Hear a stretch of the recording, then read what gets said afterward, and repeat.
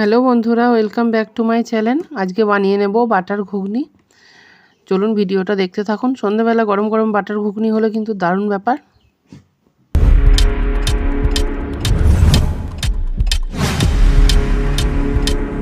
প্রথমে আগে মশলাটা বাটবো, তার জন্য রসুন ছাড়িয়ে নিচ্ছি, আদা কেটে নিয়েছি, পেঁয়াজ দিয়েছি একটা, মিক্সিতে বেটে নেবো বন্ধুরা, তারপর পেঁয়াজ কাটবো।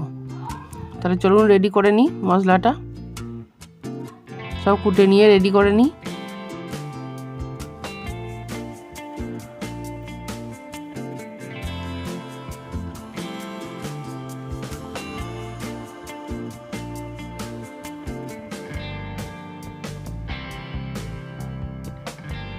মশলাটা বেটে নিচ্ছি। এখানে কড়া বসিয়ে দিয়েছি, দিয়ে দিচ্ছি সর্ষের তেল।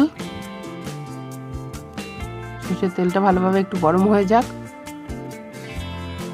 পেঁয়াজ কেটে নিয়েছিলাম, দিয়ে দিলাম পেঁয়াজ। পেঁয়াজটা আমি ভালোভাবে ভেজে নেব। পেঁয়াজটা যতক্ষণ না কালার আসছে আমি ভালো করে ভেজে নেব। মশলাটা ওদিকে রেডি হয়ে গেছে। আদা, রসুন, কাঁচা লঙ্কা একসঙ্গে পেস্ট করে নিয়েছি, আর একটা পেঁয়াজ দিয়েছিলাম, সব একসঙ্গে পেস্ট করে নিয়েছি।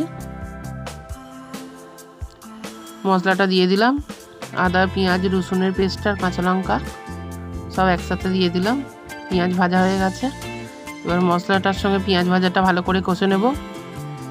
তরকারি কষার কাছেই টেস্ট হবে বন্ধুরা, ভালো করে কষে নিতে হবে যাতে মশলার কাঁচা গন্ধটাও চলে যায়, তরকারিটা হয় অসাধারণ স্বাদ। আমার সকল বন্ধুকে একটাই অনুরোধ, আমার চ্যানেলটা সাবস্ক্রাইব করে পাশে থাকবেন। আর যারা আগে থেকেই সাবস্ক্রাইব করে রেখেছেন তাকে অসংখ্য ধন্যবাদ। তাদেরকে সকলকে আমার পাশে থাকার জন্য অসংখ্য ধন্যবাদ। এইভাবেই আপনারা সারা জীবন আমার পাশে থাকবেন। দিয়ে দিচ্ছি 1 চামচ লঙ্কা গুঁড়ো, 1 চামচ হলুদ গুঁড়ো দিয়ে দিয়েছি। এসব মশলাটা আগে রেডি করে নেব।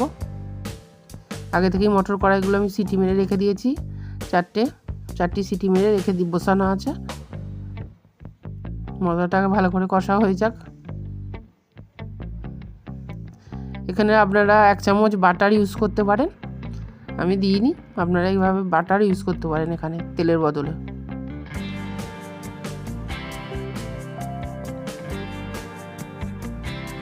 পরে বাটার দেবো, তাই আর এখন ব্যবহার করিনি।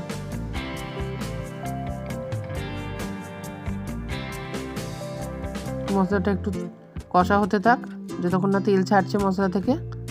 দিয়ে দিচ্ছি অল্প চিনি, 1/2 চামচের মতো চিনি দিলাম।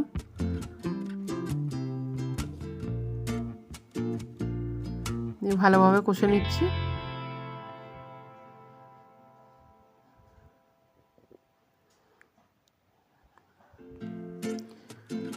খুব সুন্দরভাবে মশলাটা কষা হয়ে গেছে, দেখতে পাচ্ছেন।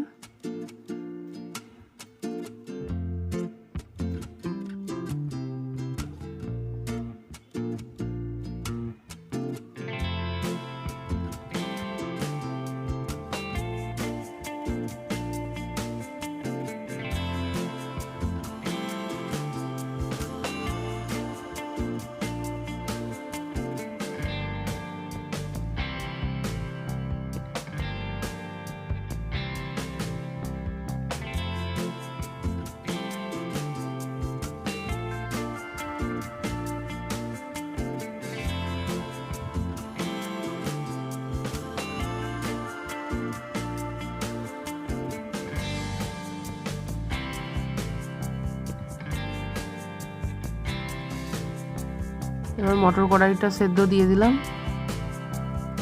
একটা আলুও সেদ্ধ চলে গেছিলো, তুলে নিয়েছি। এবার আলু সেদ্ধগুলো ছাড়িয়ে মেখে নেব।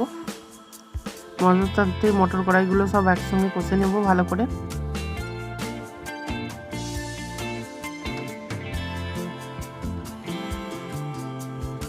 আলুগুলো ছাড়িয়ে জল দিয়ে গুলে নেব, সেদ্ধ করে একদম ম্যাশ করে নেব, নিয়ে জল দিয়ে একটু অল্প জল দিয়ে গুলে নেব।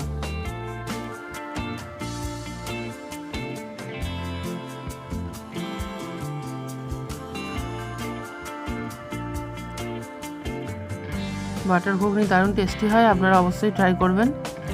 আলুটা ছাড়িয়ে নিয়ে যে জল দিয়ে গুলে নিয়েছি দিয়ে দিলাম, যাতে ঘুগনিটা গাঢ় হয়।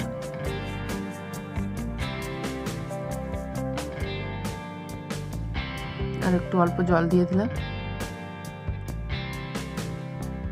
দোকানের থেকেও টেস্টি হয় বন্ধুরা, আপনারা এইভাবে অবশ্যই বানাবেন।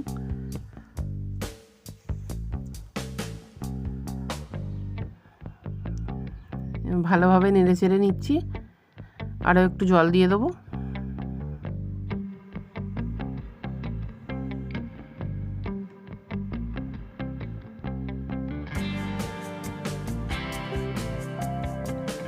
লবণ দেওয়া হয়নি, দিয়ে দিচ্ছি লবণ।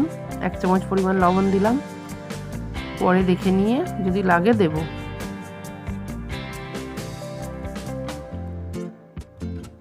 ভালোভাবে নেড়ে চেড়ে নিচ্ছি। আলুটা মটর কড়াইয়ের সঙ্গে একসাথে মিশে গেছে, ভালোভাবে কষাও হয়ে গেছে।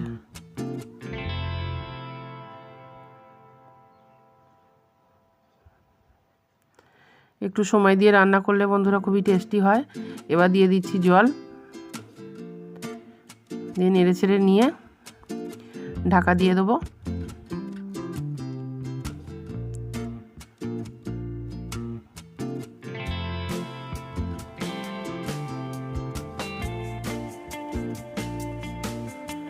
এবার ঢাকা দিয়ে দিলাম কিছুক্ষণের জন্য।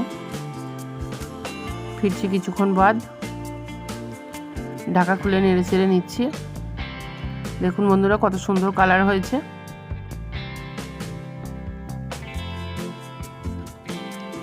এবং খেতেও খুব টেস্টি হয়েছিল।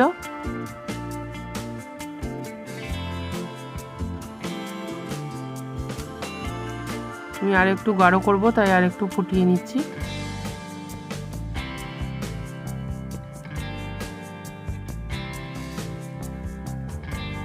দারুণ স্বাদের বাটার ঘুগনি রেডি হয়ে গেছে।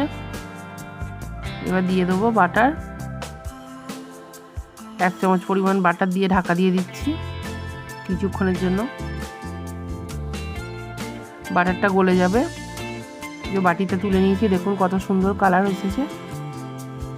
আপনারাও এইভাবে বানিয়ে নিন বাটার ঘুগনি, দারুণ টেস্টি, দারুণ স্বাদের। ফিরছি পরবর্তী ভিডিও নিয়ে। টাটা।